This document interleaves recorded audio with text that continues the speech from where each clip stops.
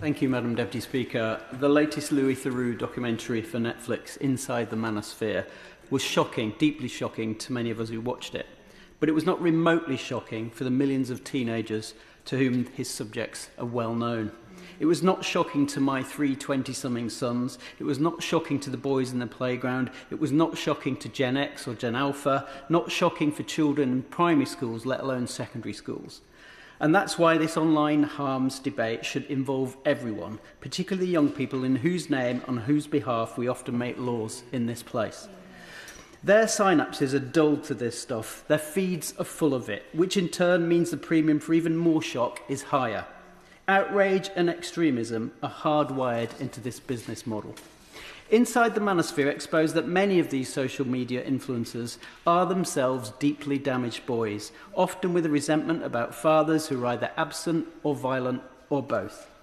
They project themselves as pro-men, but in doing so, they feel the need to project themselves as anti-women.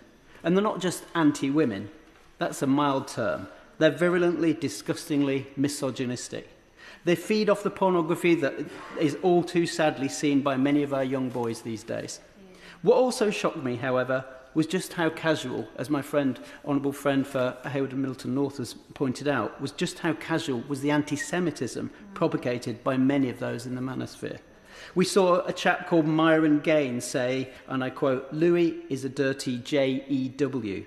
Now, Louis Theroux isn't Jewish, by the way, not that that matters.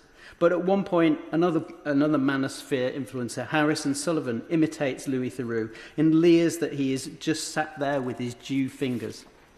Another of the Manosphere influencers blames Jews for feminism, for homosexuality, for even, and I quote, vibrations that are going to negatively bring you down. In this conspiracy theory-ridden rabbit hole of the internet, all this is normalised. And I thank the Anti-Semitism Trust for their work in exposing just how much this vile racism has exploded online. And Elon Musk and X must share responsibility for much of that.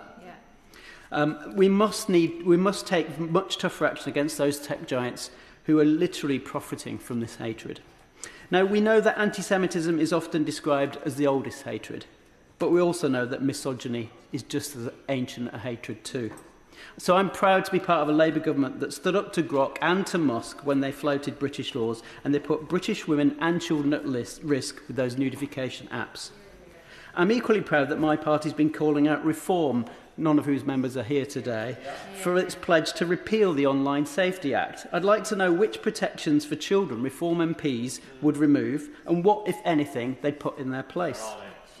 I'd also like to know why George Galloway's Workers' Party took £5,000 in a political donation at the last general election, an election in which I partook in Rochdale, from Andrew Tate's brother, Tristan. It was a pleasure to meet the Smartphone Free Childhood campaign last week, including Zach George, aka Steele from Gladiators, who many members would have met too, about why we need further action to protect our kids from the harm that social media can cause. As for the harm, and as the member for St Neots and Mid-Cambridgeshire has already mentioned, harm does not only arise from content, but from design features, such as algorithmic amplification and endless scroll, features that go beyond a simple age-based ban. We need to help parents who are desperate for support in combating the daily nightmare of wresting control back from their children's phones and their computers. Suicide ideation, self-harm, pornography, animal cruelty, child sex abuse, anti-Muslim hatred, anti-Jewish hatred, all the things as parents that we're seeing online and we want our youngsters to be protected from. But we feel powerless in the face of the outrage economy. It's time to stop that sense of powerlessness.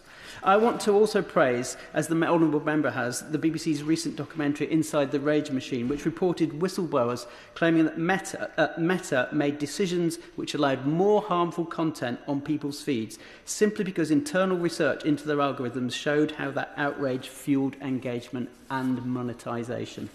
A TikTok employee gave the BBC rare access to the company's internal dashboards of user complaints, as well as other evidence of how staff had been instructed to prioritise several cases involving politicians rather than a series of reports of harmful posts featuring children.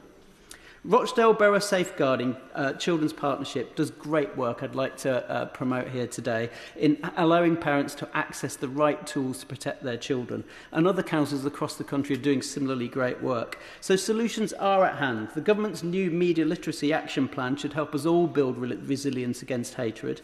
And the Education Secretary's recent guidance to schools to be phone-free was very welcome indeed. The government's consultation on social media is another huge step forward in creating a healthy relationship between children and the internet. We need to test all the options presented in the consultation so decisions can be truly evidence-based and delivery can be rolled out as effectively as possible. We need to balance the upsides of life online for young people, the friendship groups, the specialised help, the need to protect free speech against the very clear downsides. But finally, we also need to address the offline issues that are often turbocharged online. For example, why is it that these guys in the manosphere are so popular in the first place? Put aside the provocation, the riskiness, the sophisticated editing, the addictive nature of their output, their justification that it's just jokes, and the get-rich-quick con merchantry of it all. We need to ask, how can we provide alternative role models for our boys and young men? Yeah. How can we help their mental health? How can we repair their trauma? How can we tackle their lack of fulfilling jobs and careers and housing that's so often the root of scapegoating? Whether that's the scapegoating of women, of Jews, of Muslims, of migrants, or their own lack of opportunities.